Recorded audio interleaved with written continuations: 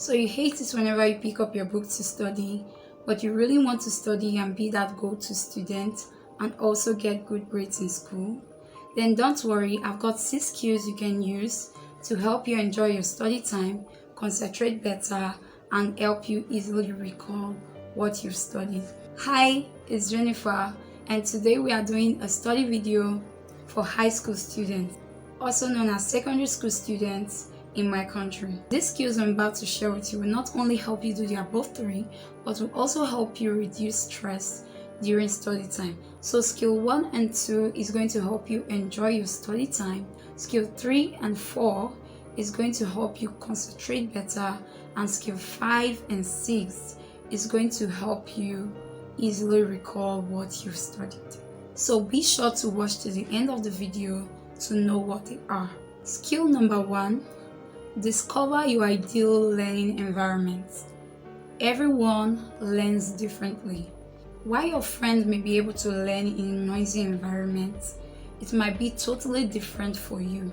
Some people learn quickly in a noisy environment with background sound and all that, while some learn quickly in a very quiet and serene environment. For me, I get totally frustrated whenever I try to study in a noisy place because I understand nothing, I remember nothing, and I get very confused. While I've heard some people saying they can't study in a quiet environment, that they would rather be in a noisy environment, or they just want a background music. So what is your ideal study environment? Find it out and stick to it, because that way you are going to be able to enjoy your study time better. Skill number 2, find out the time your brain is more relaxed and active during the day.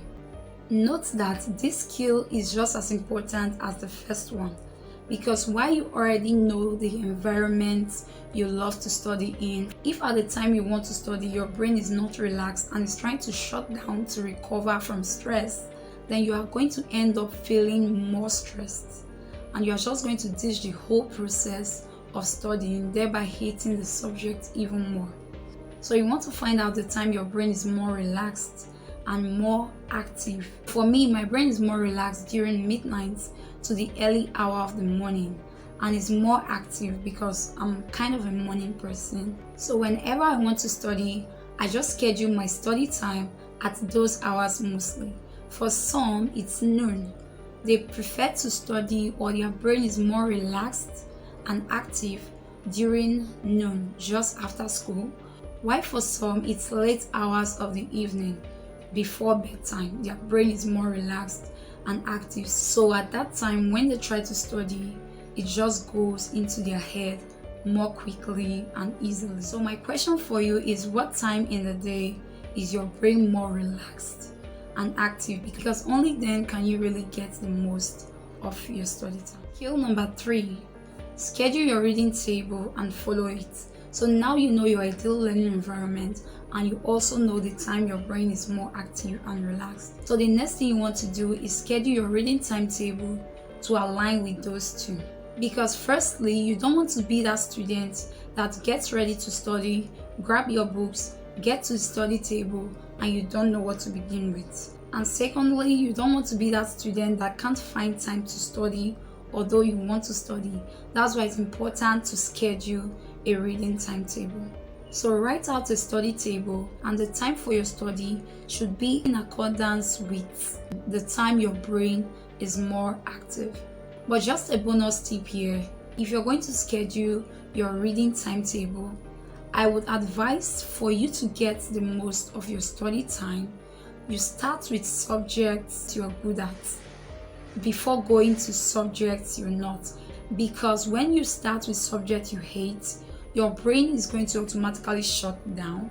But if you're starting with subjects you really like, because it's in the hour you are most active, your brain is going to get so excited, and at that point, if you move to a subject you don't like, because it's already active, it's going to easily comprehend it, and you are going to start enjoying those subjects as well. So if you've ever experienced that process of reading and your brain just automatically shuts down and you feel more stressed and just stop the whole process of reading, then please do let me know in the comments below. Also, if you want me to make a video on how to schedule a study table, then do leave a comment below and I will happily do that for you. Skill number 4, get a location to study. Now, I'm not saying you go create a magical study room. Maybe you already have that location. It could be somewhere like your dining table, a study table, or any table in your living room or around your house. The reason for this is because when you have a study location or locations like I do, then whenever you go there, your brain and your body can tell, and then they respond accordingly, and your brain becomes more active because now it can tell it's study time. But don't let this location be a laying position, like laying on your bed or laying on the couch, because that's where you can easily fall asleep or be too relaxed that your brain isn't active enough to help you understand what you're studying. So get a table if possible, or just use your dining table. For me, I used my dining table as my study location for so many years before I got this one into my bedroom about 2 years ago. Skill number 5, practice active studying.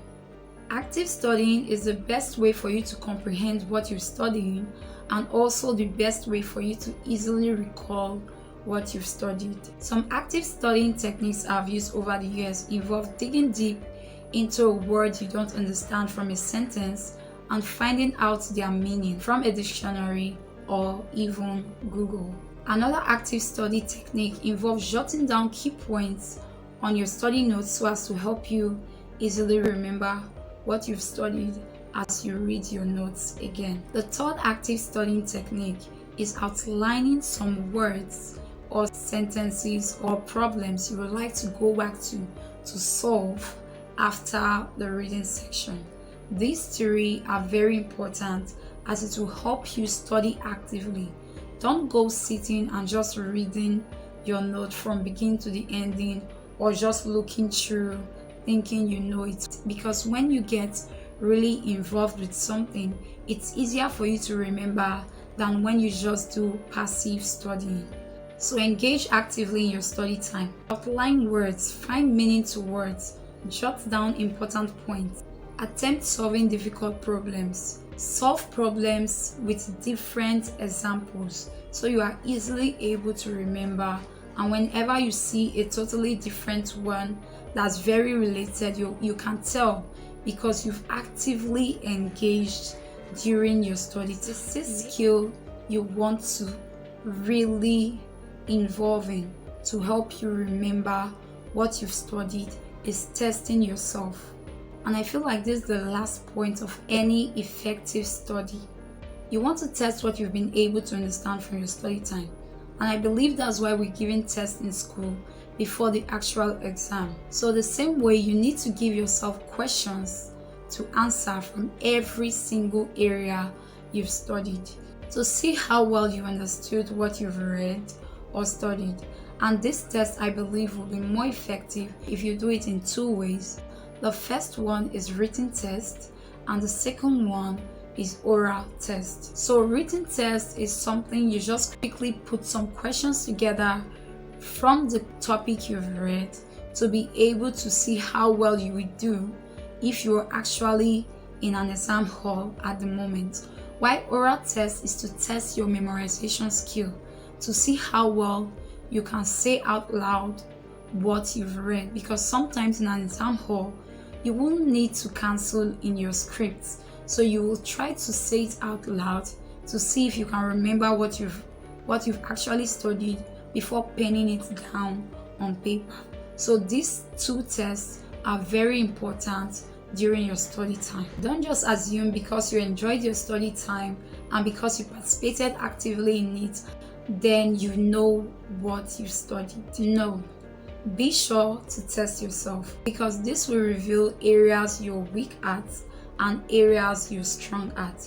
That way you know better which areas to concentrate on and areas you need to get help.